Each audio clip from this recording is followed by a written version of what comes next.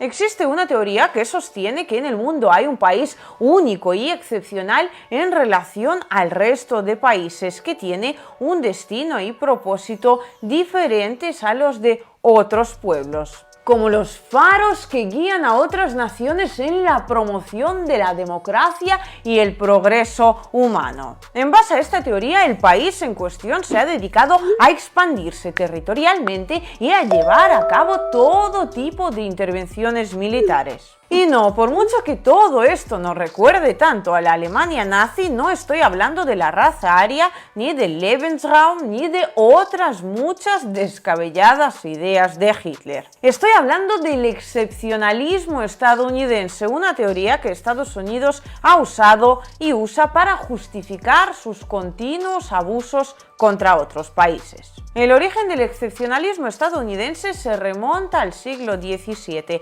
cuando los primeros británicos llegaron a América del Norte y comenzaron a establecer colonias allí. Estos colonos, como de hecho es bastante propio de los humanos en general, pensaban que estaban construyendo una sociedad absolutamente única y por supuesto excepcional, que serviría de ejemplo para el resto del mundo. Y te digo más, la idea misma de que Estados Unidos es algo así como una nación elegida por Dios, que obviamente viene directamente desde aquella época, después tuvo un lugar importantísimo en el desarrollo del excepcionalismo estadounidense. Teoría que a su vez alimentó la así denominada doctrina del destino manifiesto, según la cual Estados Unidos no es ni más ni menos que el país elegido por Dios para terminar expandiéndose desde las costas del Atlántico hasta el Pacífico. Y así fue, de hecho, precisamente como comenzaron a expandirse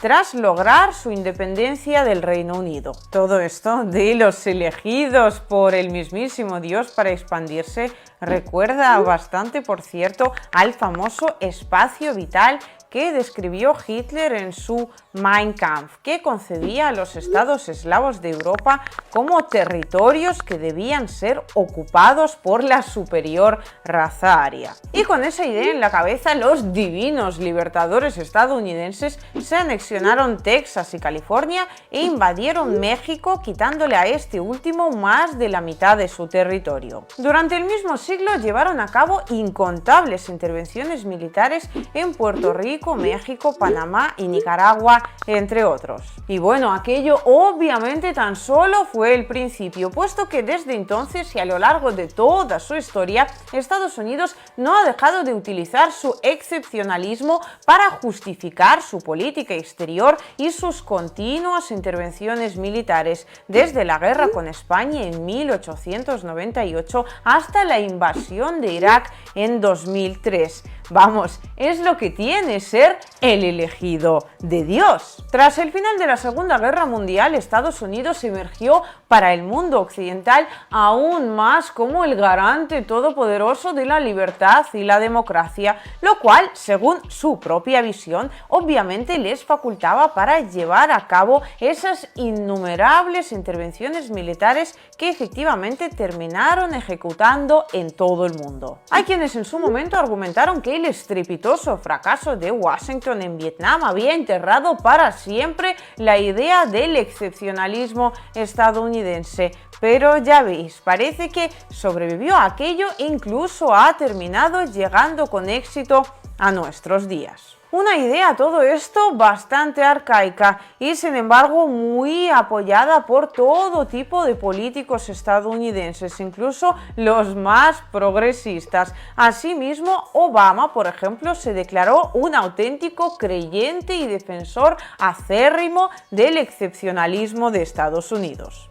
I believe in American exceptionalism with every fiber of my being. Donald Trump, sin embargo, se ha pronunciado en reiteradas ocasiones en contra de dicho concepto. What do we do to grow American exceptionalism? Okay, well, I don't like the term, I'll be honest with you, because I think you're insulting the world. Asimismo, incluso dentro de Estados Unidos han ido surgiendo voces, digamos que algo más sensatas, que que sostienen que reconocer los logros y fortalezas de Estados Unidos no debería en ningún caso ir de la mano en creer en una excepcionalidad divina. Esta, dicen los críticos de la idea, crea una visión muy simplista y polarizada del mundo, nosotros versus todos los demás, promoviendo una narrativa de superioridad y éxito constantes que no dejan lugar ni a la humildad ni a la autocrítica. Y por todo ello, obviamente impide que se construyan alianzas con otros países ni se busquen soluciones consensuadas a los problemas del mundo. Sea como fuere, lo que está clarísimo es que resulta bastante peligroso que un país se considere a sí mismo superior a los demás, elegido por Dios, con un destino divino determinado y una arrogancia enfermiza. Todo ello usado obviamente para justificar invasiones y guerras que no tienen ninguna justificación, al tiempo que ignora los profundos problemas internos del país,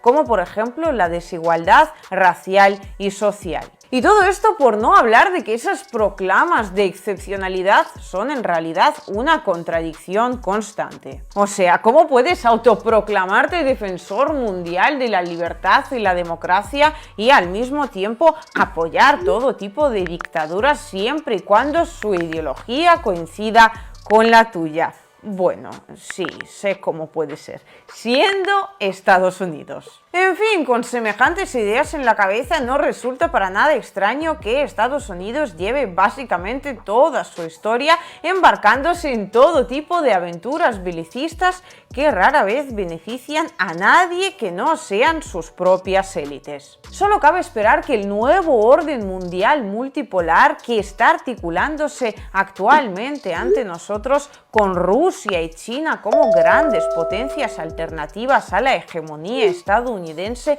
obligue a Washington a poner fin de una vez por todas a estas descabelladas teorías y doctrinas divinas que no hacen más que inventarse la voluntad de Dios para justificar sus abusos de poder.